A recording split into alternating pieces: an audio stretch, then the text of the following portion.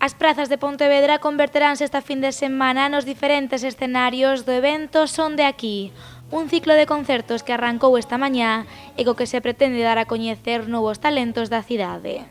Son grupos, a maioría deles que saen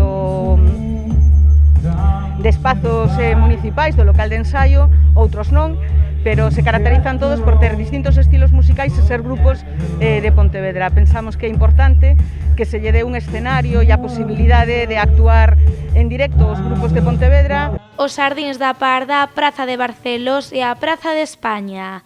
Eses son os tres lugares elixidos para acoller os concertos de Son de Aquí. Un dos primeiros artistas en subirse ao escenario foi Queco Lago. Yo creo que está bien ya que apueste la gente por gente de aquí, y con esto de la pandemia de no poder viajar y tal, pues de alguna manera nos beneficia a los artistas locales, ¿no? Y hay cosas muy interesantes, Jacobo Sainz, Rodrigo Valiente, Flip Corale, Rey Verdugo. No, es que en verdad todos son buena gente, buenos músicos. Vamos a pasarlo muy bien estos días. Co obxectivo de garantir a seguridade de toda a cidadanía, o Goberno municipal levará a cabo un estrito protocolo en cada un dos espazos.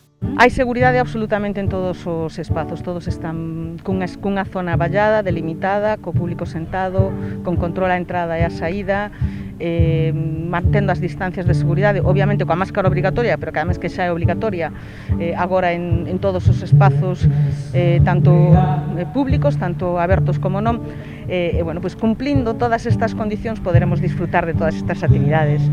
Por Son de Aquí pasarán artistas como Jacobo Sainz, Croma, De Nova ou Calle del Ruido.